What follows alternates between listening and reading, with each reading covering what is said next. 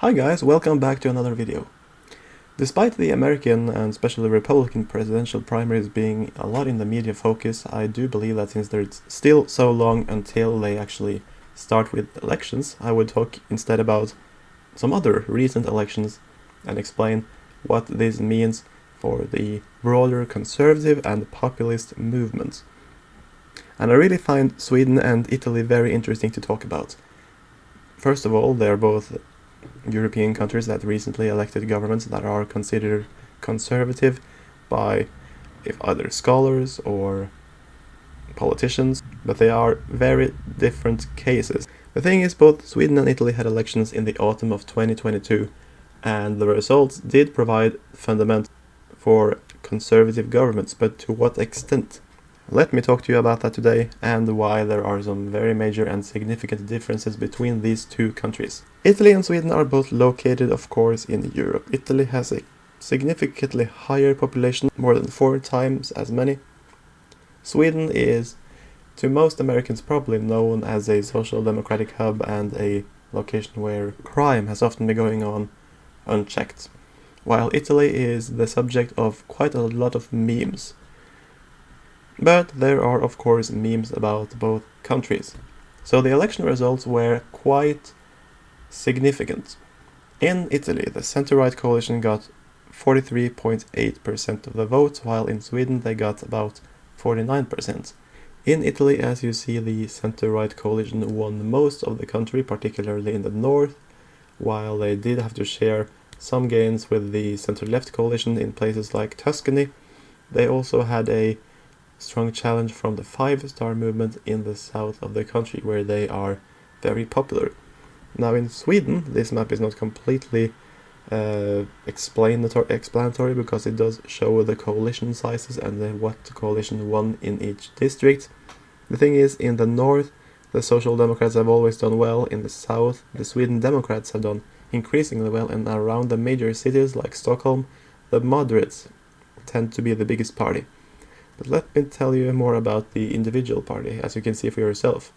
In Stockholm and Göteborg you have some moderate wins, and Sweden Democrats win around Malmö and Skåne particularly, but they also have a few gains and victories in other parts of the country, while the Social Democrats are predominant in the north and in the rest of the country.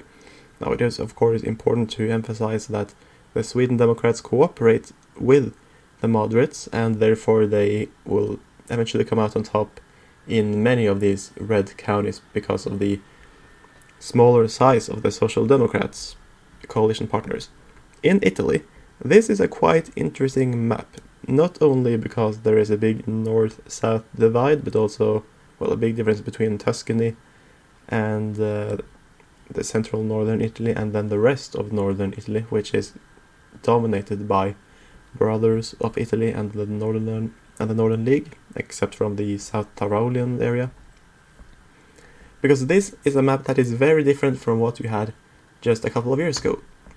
Now, the first map here shows the 2018 general election, when the five-star movement was by far the biggest party with a third of the vote, and the center-right coalition was still the biggest one, but well, it was dominated by the League and then Forza Italia, and there were some complications because the five-star movement did not want to work with Berlusconi's party, Forza Italia, so they ended up cooperating with the League. But anyway, the five-star movement was the biggest party by far.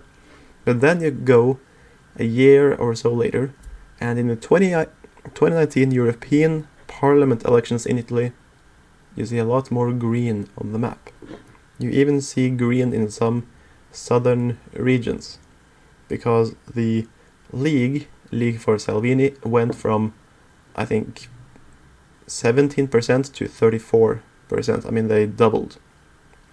They were really popular while in government, and that is really unusual in both America and in the European countries, that a governing party, the party in government, actually increases so largely, insanely much in size. But that just proves the popularity of their policies, just within a year. This came largely at the cost of the five-star movement, but also of some of the other parties.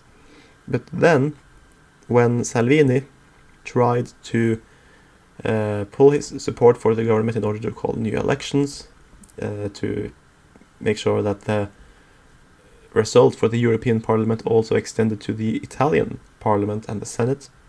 The president of Italy did not call new elections. Of course, he is a left-winger. I believe he's a social democrat, Sergio Mattarelli. He instead asked the Five-Star Movement leader and prime minister, actually not the party leader at the time, but Giuseppe Conte, and asked him to form a new government, and he did with the Democratic Party, which basically shut the League out of the government until the new Draghi government, the technocrat government, came a couple of years later. But anyways, this was an extremely strong showing here in the center for the League. But then you come to 2022, when the Draghi government collapses, and this time President Mattarella does call new elections. Of course, there has not been elections for more than 4 years in Italy at this point, at least not parliamentary. And we have seen after that a very strong growth for the Brothers of Italy, the National Conservative Party led by Giorgia Meloni, which has come largely at the cost of the League, also somewhat at the cost of other parties. The Democratic Party, which is the dominant party of the center-left, only is at 19 point something percent. Yes, it is very low. The Five-Star Movement remains in power in the south of Italy, but they did lose the mayorship of Rome during this period. And altogether, the center-right coalition gets about 43% of the vote. The center-left coalition gets really low amounts. We're talking in the 20s here. And then the Five-Star Movement gets most of the rest. But in Italy, and here you also see Sweden, there are quite different rules for the elections and how the seats are shared. As you see, the Swedes, blue bloc, I'm not going to call it the right-wing bloc because it really isn't. The blue bloc got 49.58% of the vote, almost 50%. And they got 176 seats in parliament, and they needed 175 in order to win and form a government. Now this depends on the liberals, which are, well, they're liberal. They're not really a right-wing party in any sense of the word, and they really do not want to cooperate with the Sweden Democrats, and the fact that they ended up creating a government with support from the Sweden Democrats made them really unpopular in the EU and among the Renew group, which they are a part of. But in Italy, on the other hand, where the right-wing coalition only got 43.79% of the vote, they got 59% of the seats in the Chamber of Deputies. Now, in the Senate, they got about 56%. And I could include the Senate, but I'm not going to take both the Chamber and the Senate because I think that would complicate things a bit too much. And the Chamber of Deputies is probably closer to the Scandinavian-style parliament that Sweden has.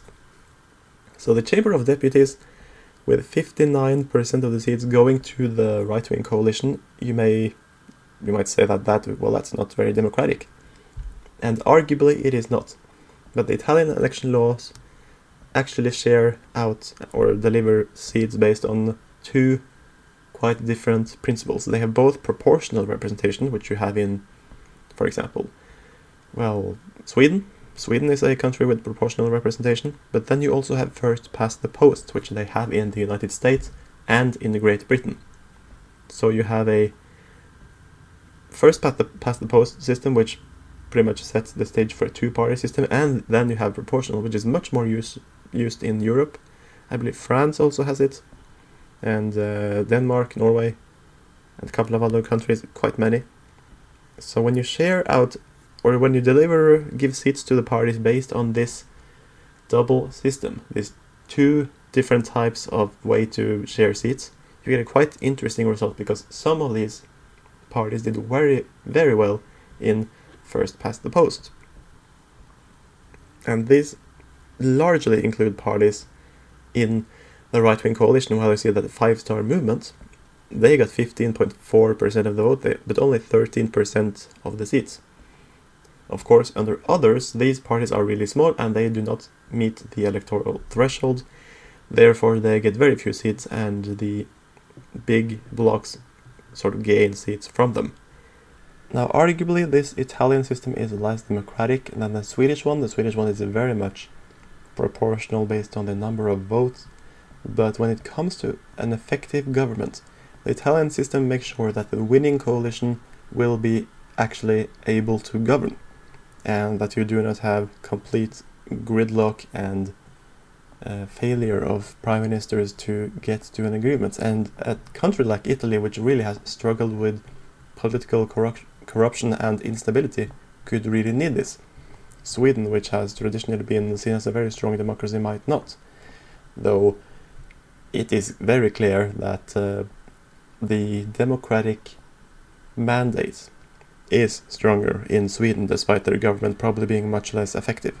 It is clear that the Italian system this time really did not favor the Social Democrats or the Partito Democratico, but in 2013, the last election when they won, they only got around 30% of the votes, about the same as the center-right coalition, a bit more, and they got a vast majority in the parliament. So clearly this one goes both ways, and well, it's arguably not very democratic. It should not really favor one side over the other. It just depends. And the result is that the different parliaments, despite the Swedes, the right-wing coalition or the blue coalition in Sweden getting almost 50% of the votes, and the right-wing coalition in Italy just getting 43, just shy of 44% of the vote, you see a strong majority for the center-right coalition in Italy, while the Swedish coalition only gets a majority of, well, 2 seats. If they had lost 2 seats, then the left would still be in power. Furthermore, the Swedish are completely dependent on the Liberal Party, which is the most left-wing party of the center-right coalition in Sweden, and they have big problems with working together with the Sweden Democrats, and they could basically object and pull the entire coalition apart anytime.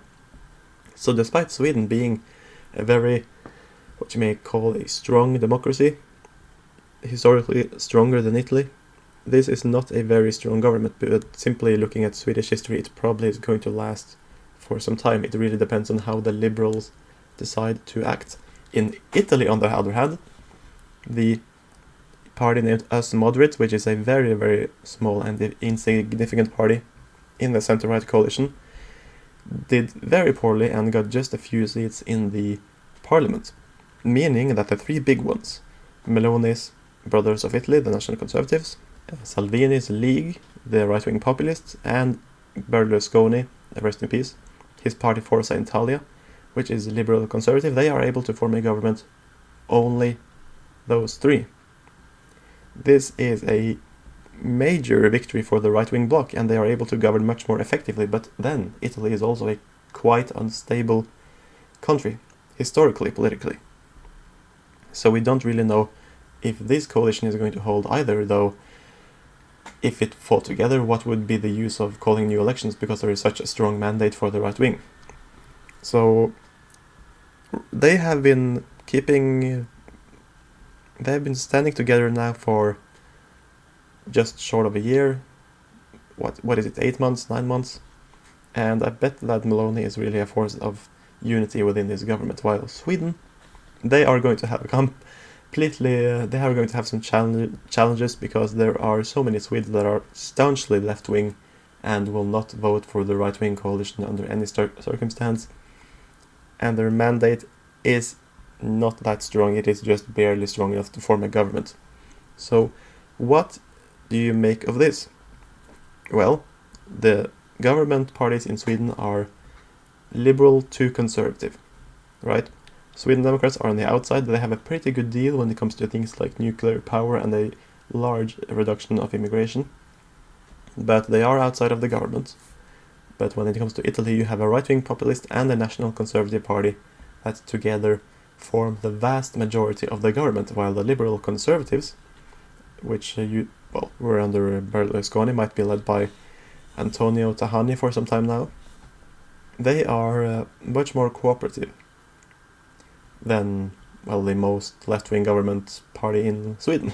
They Of course, when it comes to Berlusconi, he has cooperated with significantly more right-wing. I believe he has cooperated with actually far-right parties before. I'm not completely sure because the sources might not always be that good. But anyways, this is a coalition that should be quite strong based simply on the history of the parties involved, just not the history of Italian politics in general. It might look more unstable because of that. So, what is the conclusion? What can we all conclude with this? Now, as you see, when it comes to the Swedes, you have two politicians smiling happily on the flanks, and then you have Jimmy Åkesson, the leader of the Sweden Democrats, being smiling but maybe a bit more skeptical. He is happy with the deal, but he's still not in government. And then you have the liberal leader Johan Persson, who, well, he's not too happy. He is getting a lot of flack from the international liberal groups, and he is also not too happy about working with the Sweden Democrats because, well, it is hard to say. Maybe because his party is plummeting in popularity as a result. That might be the reason. When it comes to the Italians, I mean, Berlusconi and Salvini, clearly they are not used to being in a coalition run by a woman, but I mean, they will get used to it. At least Salvini will, as he is still around. And I would say that so far, nothing seems to imply that any of these governments are going to be very fragile and collapse. But I do believe that they are both somewhat fragile, more or less, especially compared to governments in countries like the United States and Britain, where you of course you have a majority, because you need a majority basically in the two-party system of one party to form a government in Britain and then to win the presidency in the United States. So it's really going to be interesting to see how this lasts, if it will last. It has already lasted for both countries for about 8 or 9 months, and based on it, I would say that Italy might be, for the time being, a good model for the rest of Europe to follow, while Sweden is lagging a little bit behind. But anyways, if you have stayed with me this far, thank you so much for watching. I hope you enjoyed this video, and I'll see you next time.